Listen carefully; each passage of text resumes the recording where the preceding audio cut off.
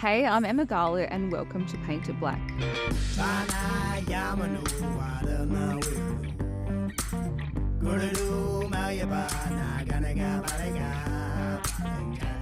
Today we have a really special guest who is the director and the writer of a new film, Marlu Man, Zac James. Welcome, Zac. Kaya. Thanks for having me in. Without any spoilers, could you tell us about the film? Marlu Man is about a Wongai, I'd say he's probably vigilante, who tracks down racists online and kidnaps them and tortures them in his mum's shed. I'm sick and tired of your mob denying the hardship that we go through. Wasn't our choice. We didn't have a choice. We didn't choose this. We had no...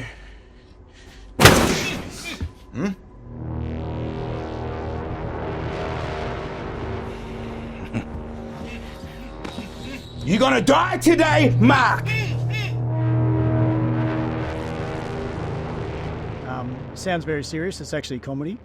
Darren, Bob, you want a sandwich?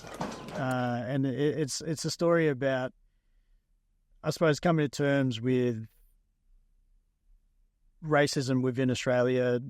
Sometimes that feeling of uselessness we can find in the online space as well, and trying to make light-hearted conversation from that. I mean, it could be really useful for people working in media, right? If the Marlu Man was a real thing, but probably not. But what inspired you to create Marlu Man? So my nephew is Elijah Doughty, the young fellow who was taken away from us in Kalgoorlie a few years ago. And that was from what was classified as a vigilante act. And through the years after that, we as a family experienced a lot of online racism and grief and trauma through that and everything that happened. And for me, writing has always been a process I've used to be able to tell stories and tell yarns. And it was a way for me to tell the story for my family and give it to us to be able to hold and then pass that to other people as well. Because obviously for us, the story is really traumatic. It's at the forefront of us. But as most First Nations people know, we experience trauma, and our children do experience it a lot. So it's not only a story that we experience. So although I made it for myself and for my family specifically, I made it for all other mob who have experienced their young people being taken away too early and maybe not found justice in that space. So it's so important because you got lots of layers there. You know, it was inspired by Elijah Doughty, who had, unfortunate circumstances which should never have happened. And then being family as well to him and having to go through that grief and now to have a film inspired by that, it's really powerful. And I'm sure that process wasn't easy for you too. It wasn't. I've kind of find that writing sometimes is never easy because you're kind of presenting a part of yourself onto the page. But for this script particularly, when I wrote the first draft, I went to Patrina, my cousin, straight away. That's Elijah's mum. And asked her what she thought about it and if she liked it, and she said she really enjoyed it. So we had that backing to start with as a community, as a family, where we knew we were telling this story. On set, I made sure that we had cultural safety in place as well. And when I talked to the cast and the crew, I made sure to have conversations about what it was about, the importance of it, making sure that you keep yourself culturally safe, not just in your heart, your core, but also in your will and in your spirit as well, just to make sure that all those elements are safe on set so that we can tell the story safely and then continue after as well. And if we talk about the reaction from the film, what has the reaction been to Marlu Man? Without giving away too many spoilers, pretty loud. Yeah, most of the times there's been a lot of applause, a lot of laughter. One spoiler I'll say is that, so it's framed to be a horror, but it's actually a comedy. So it's like a twist in the genre. And so I used horror to make the audience feel unsettled so that the comedy could come in as a relief. Because once you feel relief in that space of comedy, you feel safe, then you can talk about the hard-hitting issues. And most people, not just mob, but most people that have watched the show and have had a conversation after have been like really glad to have seen that show, or they'll laugh and they're like, that's a really good way that you've presented that as well. And also because Marlu Man is the first blackfella superhero on film, not TV series. Obviously, we have Clever Man and also Super Coon back in the day in the Aboriginal skit shows. But because he's the first superhero presented on film, a lot of people are relating to it and excited about that as well. I don't know if I can say this, but I got a sneak peek of the whole film and I really loved it. And it's such a great, it's a piece of art that you put together, and writing it, the cinematography that you have as well, the characters, the costumes, everything. So I really encourage people to watch it. So you have to make sure that you go down and watch it. And how can people see the film? So it's actually having its first Borlu premiere at Revelations Film Festival. We're on the 6th of July at Backlot and also 10th of July at Luna in Leederville. I'm part of Australia Shorts #1. Pretty excited about that. Also at St Kilda Film Festival this week, then next week, and then also on the 14th of June as well, which is pretty exciting. And you're flying to Melbourne tomorrow? You are. I sure am. Straight here today, off to Melbourne tomorrow, and then I'm sure we'll go international. You never know. That's him, hopefully. See what happens. Hopefully. Yeah, you'll have me cheering in your corner and everyone behind the studio, I'm sure will. I'll be like, no one liked it. Wait, Emma liked it. It's all good. Good. Emma liked it. That's all. That's all that matters. Yeah. When you're making films with the community, the Indigenous community, have the Indigenous characters as well inside of the films, how do you make sure that you bring the community in and make sure that the characters are best represented? I think it depends on what the story is that you're telling. I usually don't ever tell stories that aren't relevant to my own mob. So I'm Wongai, Yamatji and Murray mob, but specifically grown up more Wongatha side.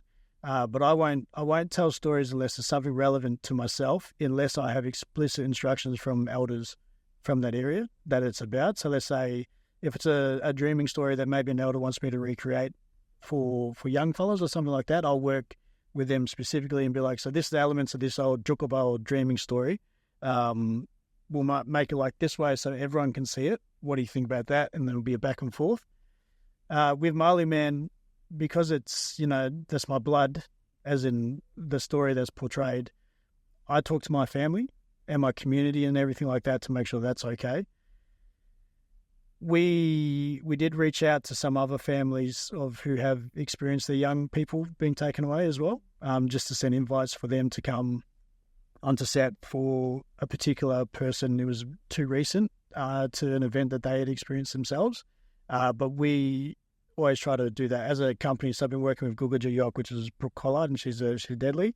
So our main passion is to make sure that our sets are like safe for Aboriginal people, because we want to be on set, we want to have our yarns told. And a lot of times when new blackfellow writers come on, they always talk about the trauma stories first, which is really important, but you need to have a safe space to talk about those stories, because once you finish those yarns, then sometimes you start hearing the other stories about love and, comedy and all those happier stories about our kids. So if you have a safe set created, community safe, you've got a good basis for them to know that you can talk to each other for support, then you can continue from there. I don't know if that answered the question, but it leads the way in Indigenous filmmaking, because I don't know how common that is right now. So it's very unique and innovative, and I think it's a right way of making films, what you're doing as well. So, yeah, it makes me very hopeful to know that you're doing that. And, yeah, I will definitely be rocking up at some of the sets in the future. We'll have a cup of tea for you. Yeah. A cup of tea. Got some kangaroo tail in the back. Oh, that's lovely. So when it comes to Indigenous storytelling, it can carry a lot of deep cultural significance because it's a part of who we are. We have ties to it. So were there any challenges that you faced when writing Marlu Man? Not the short film, the feature film, which I've finished writing now. There are some. I've had my uncle on board as a cultural advisor just to make sure that some of the elements within the story don't actually feed off actual jokoba or dreaming, because sometimes, you probably had this experience yourself where if you're writing something, you might feel like you're channeling something else, which I think sometimes might be our elders or our old people that are talking through us. So just making sure that you're not telling a yarn that might be a bit sacred or something that you're meant to keep a bit secret. So all my scripts always go to my old people, like every single one. So they check everything off and then approve it. That's the way it should be. Yeah. the elders are pretty much the equivalent to like CEOs or directors in our community as well. So that's really good that you have. Yeah, otherwise you get a hiding. Yeah, Balagilum. Yeah, you can't send things out or do it without approval. So, and in the filmmaking community, say with your elders, do you have a select group that you go to and talk to, or does it depend on what the story is? Yeah, so it usually depends. If I'm talking about something from my own culture, then I'll go back to my mob and talk to elders that I know might have specific knowledge for a story. Like, for instance, there was this yarn that I dreamt about something, literally, and then I wrote it as a play once. It ended up being a show called Kangaroo Stew. And there was a story within that I sent to my auntie to read, and she said, you can't write this story because that's a proper Jogaba, that's a dreaming story. So somehow that had just come through, and so I had to change that. Yes. You don't want to do anything that might make the audience feel sick or our people feel sick if they see it. So yeah. And it's so important to have those checks and balances in place as well, because we have sacred sites, we have sacred stories, and we have so many things that happen in songlines and that we can't share with other people. And the best way to keep that is to ourselves and in our community and to the people that need to know it as well. That's him. So so it's great that you're doing that within the filmmaking and sharing that as well for people to see, to have knowledge and a bit of education around it, that you can't just throw out everything in the public domain that you want. Yeah. I did a lot of work with MEAA in the past, and we created a slogan which was nothing about us without us, because obviously historically speaking, a lot of Aboriginal stories haven't been made by us, or we've been brought in at the end. So the idea is this movement of probably the past 5-10 years where we're really trying to take the handle of what stories we're telling and what we want out as well. And there's a good group of people that are all us mob that are writing and supporting that movement as well. That's awesome. So Marlu Man incorporated the use of Indigenous language and costumes. Can you tell us a bit about that process? Yeah, sure.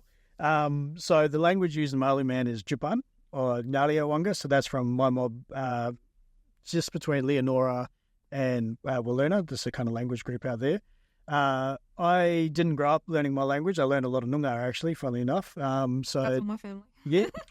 Che, go away. So I've been reclaiming that in the past probably 20 years or so. So learning my language, and I incorporate that into all of my writing. There's more significant. I'm sure you probably feel the same when you're on Budja and you speak your language. You can feel it, like you just feel strength in it. So in my scripts, I want my characters to speak their language because there's strength in your language, in bringing that yourself and then broadcasting that out into the wider public, because we're so used to hearing, Koori language, Gadigal language. We're used to hearing Aranda, Wadpri, all those kind of languages. It's nice to bring in Jupan language as well. And we're such a small group, but we're very strong, and we're very passionate about what we do. So wanted language represented, and then the costume that you're talking about. So Marlu Man has for you mob who haven't seen it, he's got a kangaroo fur superhero suit and this really gammon poxy little mask which is made of kangaroo fur. And when I gave the instructions to costume designer, I said specifically, I want you to make this the gammonest costume ever.